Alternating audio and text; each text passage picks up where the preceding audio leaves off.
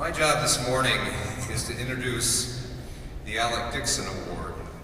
This is the NSLC International Award recognizing individuals who, by their example, help us to grow and become more capable of service. This year's recipient, Elisabeth Hoodless, is the Executive Director of Community Service Volunteers, following in the footsteps of Dr. Dickson. CSV is the United Kingdom's and Europe's leading volunteer and training organization.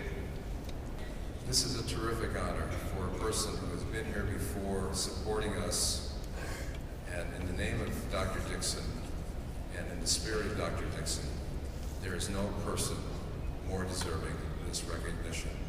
Dame Elisabeth. Well, thank you, Jim, for those kind words. The shape of volunteering in the United Kingdom, which really has changed exponentially since Dr. Dickson began his work.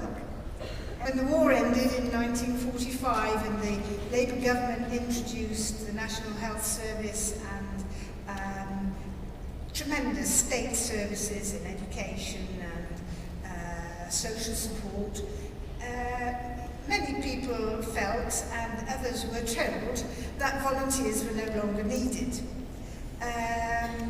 And so when in 1959 he founded voluntary service overseas, that was okay because the young people were going to serve abroad. And when he came to set up CSV, principally because he didn't want to reject young people, and that was inevitable when he was sending them overseas,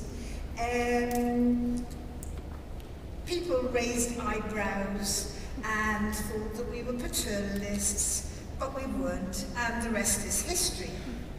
So what I want to do today is to tell you a little bit about how it started for me, and something about CSV's work in the context of the UK strategy, and a few thoughts about the future.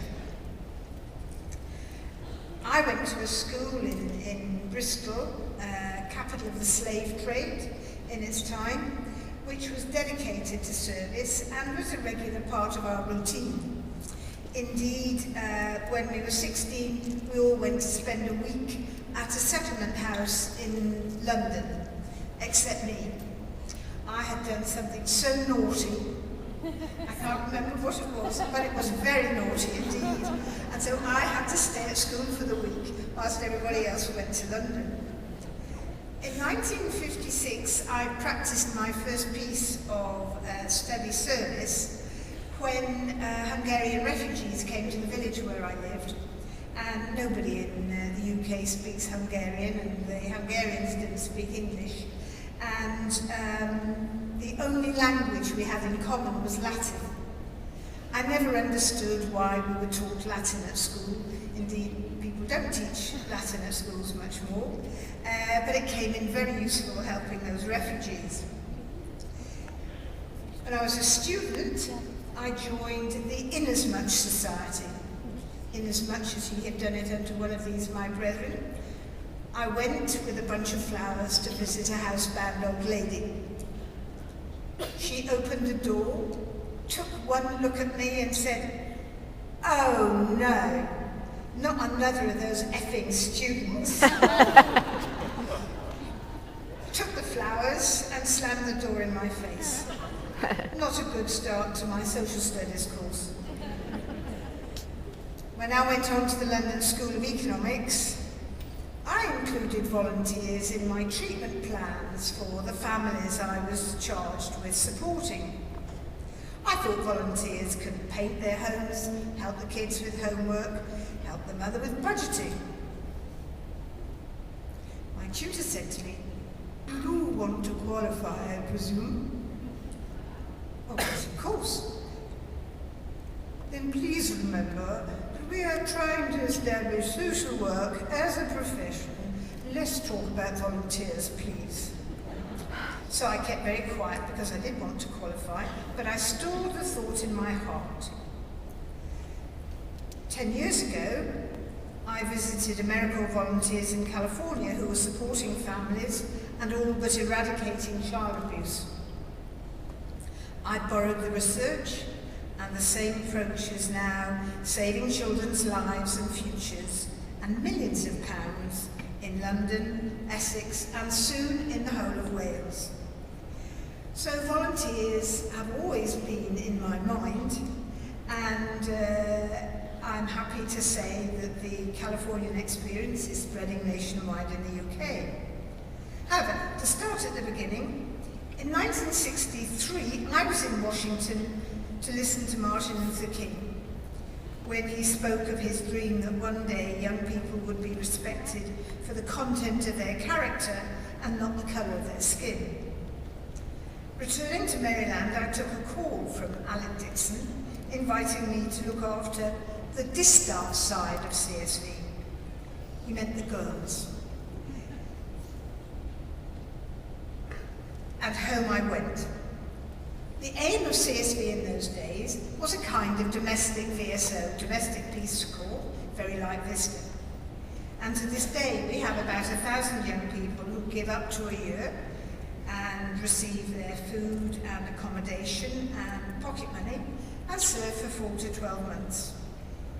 In prisons, schools, forest camps, residential care for homeless people, at radio stations, and in the homes of frail, elderly, and disabled people. They bring joy, ideas. CSV is dedicated to non-rejection. If you volunteer to CSV, we will find you an opportunity. May not be the one you first thought of, but no volunteer is ever rejected.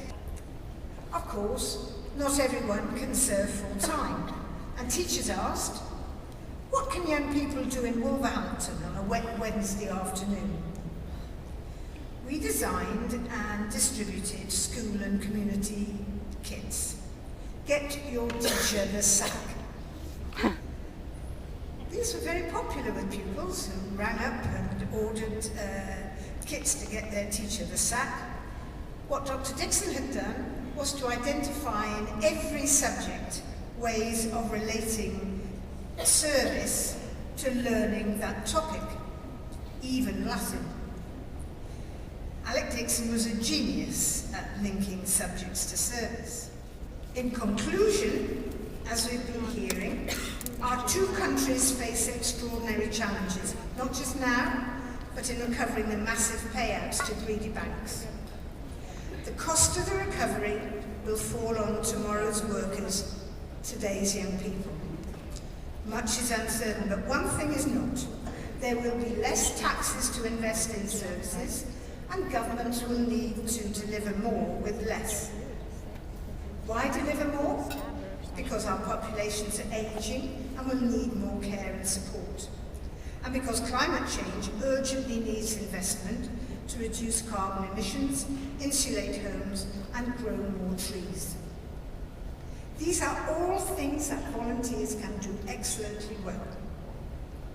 Out of the ashes of recession has come a new sense of community, action, and vision. And already in both our countries, we're seeing a shift in values. Greed is giving way to frugality and even to positive action. The New York Times on Tuesday reported that volunteering in New York is up 30%. How did they know that's exactly the same figure in London? As in the US, our schools and universities are nurturing in the innovative capacity of young people to solve problems. Indeed, all the great inventions have come from people under 30. Steam power, the web, all the important things came from the under 30s. So nurturing young people's ideas, energy, and innovative skills is more important now than ever before. So I thank you all for what you're doing, and recall the words of Martin Luther King when he said, "Everyone can be great, for everyone can serve." And I thank you particularly for this award, which I shall treat with the greatest care on my journey home. Thank you for your attention.